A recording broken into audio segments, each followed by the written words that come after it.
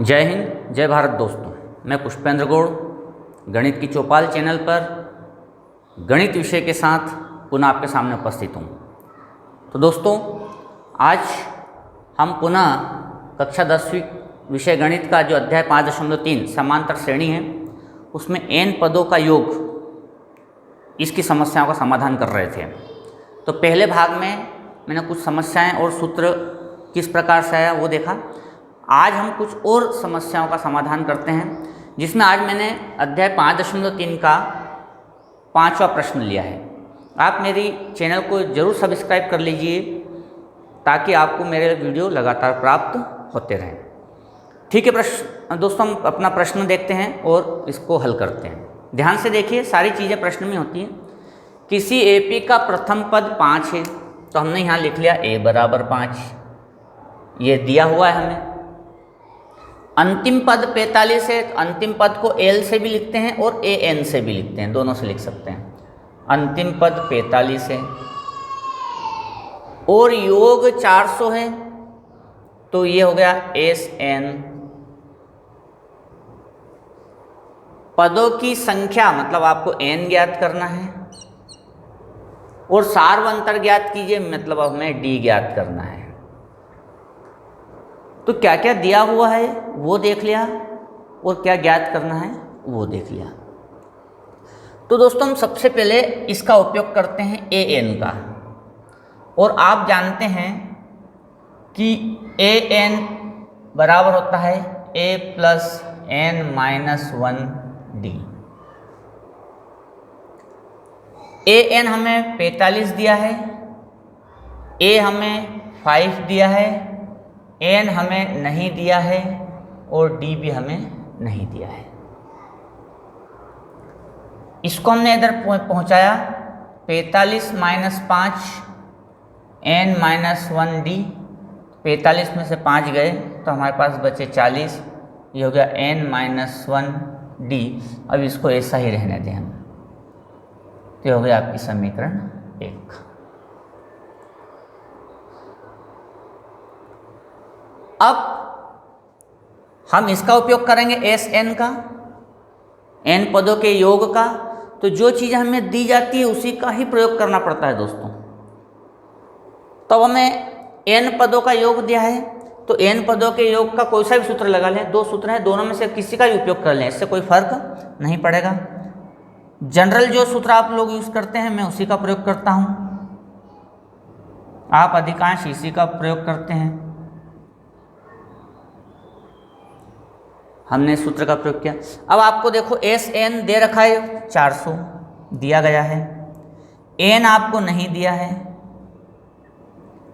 2 गुणित a आपको दिया हुआ है 5। अब देखो n-1 गुणित d, n-1 गुणित d आपको समीकरण 1 से इसका मान मिल जाएगा। तो n-1 गुणित d बराबर है 40।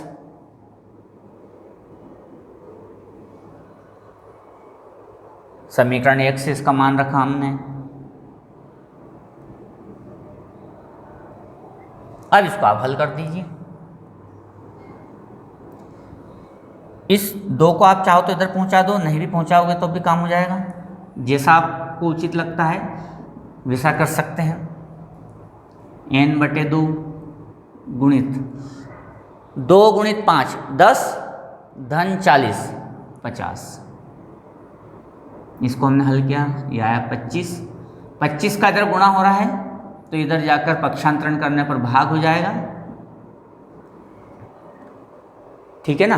अब देखो उसको हमने हल किया, 25 से इसको हमने विभाजित कर दिया, तो ये आपका n बराबर आ गया 16। तो उसने आपसे पूछा था पदों की संख्या, तो वो तो हो गई 16। अब हमें चाहिए d, तो आप इस n का मान समीकरण 1 में रख दीजिए। n का मान समीकरण 1 में रखने पर समीकरण 1 आपकी है 40 बराबर n का मान है 16 माइनस 1 गुणित d, तो हो गया 40 बराबर 15d। 15 को इधर पहुँचाया तो 40/15 बराबर डी। हल कर दीजिए, इसको हमने सिंप्लीफाई किया तो डी बराबर आया 8/3। तो दोस्तों इस प्रकार से ये सवाल, सबसे पहले आप लिख लीजिए क्या क्या दिया है और क्या ज्ञात करना है। जो दिया है उसी का फ़ायदा उठाएं और आगे बढ़ते जाएं तो आसानी से आप इसको हल कर पाएंगे। आइए कुछ और समस्याओं को देखते हैं। यहाँ पर मैंने एक नई समस्या ली है, अध्याय 5.3 का प्रश्न नंबर 8। तो देखो दोस्तों, उस एपी के प्रथम 51 पदों का योग, अगर प्रथम 51 पद दिए हैं मतलब n बराबर हो गया आपका 51। पदों का योग ज्ञात कीजिए, मतलब हमें एस एन ज्ञात करना है, वो भी 51 पद, इसलिए एस 51 लिख देंगे हम। जिसके दूसरे तथा तीसरे पद, तो दूसरा पद हो गया A2, वो है 14, और A3 है 18। ठीक है दोस्तों, अब हमें 51 पदों का योग ज्ञात करना है, तो एस एन बराबर जो फार्मूला है वो आपका n/2 2a plus n-1 into D.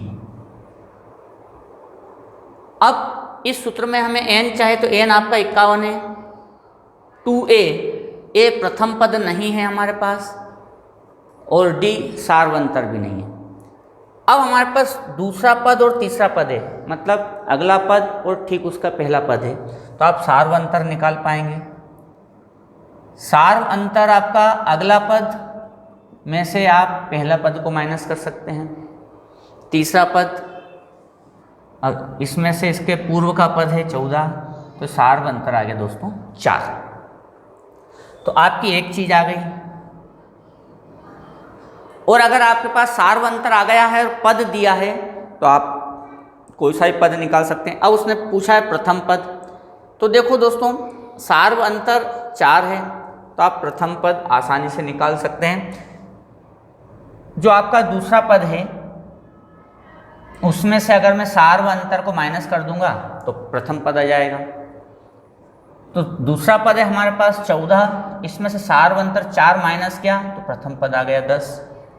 अब आपका समाधान इस सूत्र से हो जाता है। तो जब हम इस सूत्र का प्रयोग करते हैं A51 तो n/2 2a आपने अभी निकाला, ये आपका a हो गया दोस्तों, 10 धन n 51 - 1, d आपने 4 निकाल रखा है तो हो गया d। तो जो दिया जाता है उससे बहुत सारी इंफॉर्मेशंस निकल जाती है, तो उनका उपयोग कीजिए जिससे आपको जो चीज़ ज्ञात करना है उसमें सहयोग मिलेगा। हल कर दीजिए, 51/2, 2 × 10 20, 51 में से एक गया 50 × 4, 51/2 20 धन 50 × 4, हमेशा गुणा पहले करना चाहिए। 51/2 गुणित 220, 2 से इसको हल किया, ये उत्तर आया। अब आप इसका गुणा करेंगे, 11 एकम 11, 1, 11 पंजे 55 और 1 56 और ये 51 पदों का योग हो गया दोस्तों। ध्यान से देख लीजिए पूरे सवाल को। इस प्रकार से हमने इसको हल किया।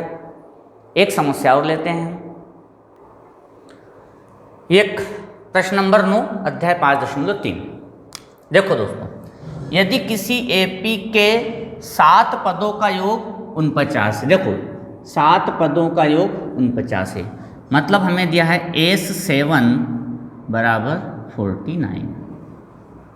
ठीक है, तो ये हो गया आपका SN हो गया आपका n/2 2a plus n-1 d बराबर 49।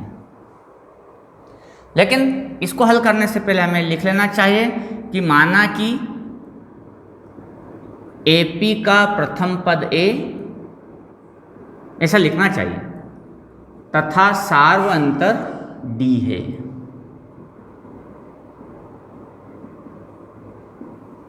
अब आपको दिया है S7 बराबर 49, 7 पदों का योग 49 है। अभी हमने इतना ही भाग पढ़ा है, तो इसको हल कर लीजिए। 7/2, 2a धन 7 में से गया 6d बराबर 49। यहाँ से आप 2 कॉमन ले लें, 7/2, 2 कॉमन लिया तो ये बच जाएगा a धन 3d बराबर 49। 2 से 2 कट जाएगा और 7 को आप उधर ले जाएंगे तो 49/7, यहाँ 7 का गुणा हो रहा है, उधर जाकर भाग हो जाएगा। तो आप a का मान निकाल सकते हैं। a बराबर 7, 3d को उधर पहुँचाया तो -3d। ये आपकी दोस्तों समीकरण 1 हो गई। अभी हमारा एक भाग बाकी है और प्रथम 17 पदों का योग 289 है। प्रथम 17 पद मीन्स S17। प्रथम 17 पदों का योग दिया है हमें 289, S17 बराबर 289।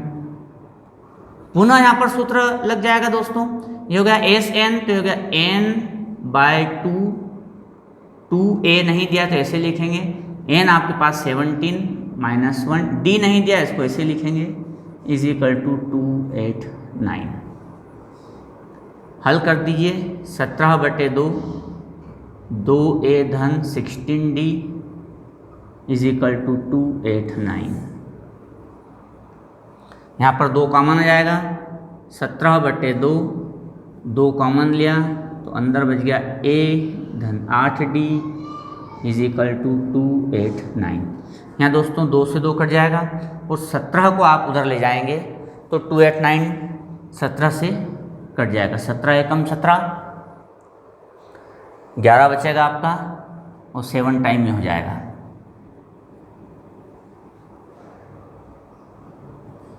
तो आपके पास बचा a धन 8d बराबर 17। अब दोस्तों इस समीकरण में आप a का मान रख सकते हैं 1 से। यहाँ पर आप a का मान रख सकते हैं समीकरण 1 से। तो हमने a का मान यहाँ पर रख दिया। तो दोस्तों a का मान है 7 - 3d, तो यहाँ पर रखा 7 - 3d धन 8d बराबर 17। तो 7 - 3 गया 8 में से तो बच गया 5d बराबर 17। अब ऐसा करने से क्या हुआ कि d का मान आ जाएगा। 7 को उधर हमने पहुंचा दिया तो 5d बराबर 17 - 7, तो d बराबर 17 में 7 गए 10/5 मतलब 2। तो ये आ गया आपका d का मान। अब d का मान आप समीकरण 1 में रख दीजिए तो a का मान आ जाएगा। d का मान समीकरण 1 में रखने पर, अब d का मान समीकरण 1 ये रही आपकी a धन 7 - 3d, a बराबर 7 - 3d, ये समीकरण 1। इसमें हमने d का मान रख दिया तो 7 - 3 × 2, तो ये आ गया 7 - 6, और 7 में से 6 गया तो 1। लेकिन हमें ज्ञात ये नहीं करना है, हमें ज्ञात करना है प्रथम n पदों का योग। तो यहाँ पदों की संख्या n ही रखना क्योंकि प्रथम n पद पूछा गया है। तो प्रथम n पदों का योग तो Sn n/2 2a + n - 1 × d। तो n रहेगा 2a, a आपने निकाला है 1, ये रहा, n को n ही रखना है, और जो d है हमारा वो है दोस्तों 2। तो हो गया n/2, 2 × 1 हो गया 2, और 2 का हम अंदर मल्टीप्लाई कर देंगे 2n - 2। तो देखो दोस्तों यहाँ 2 से 2 कैंसिल हो जाएगा। तो आपके पास जो हल बचेगा वो बचेगा, यहाँ लिख देता हूँ मैं,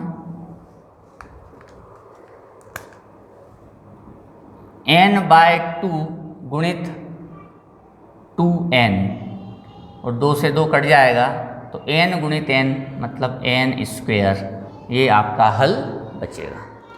तो इस प्रकार कुछ और समस्याओं का समाधान लेकर के हम पुनः मिलते रहेंगे। आप मेरे चैनल को जरूर सब्सक्राइब कर लीजिए ताकि आपको लगातार वीडियोस प्राप्त हो सकें। ठीक है दोस्तों, जय हिंद, जय भारत।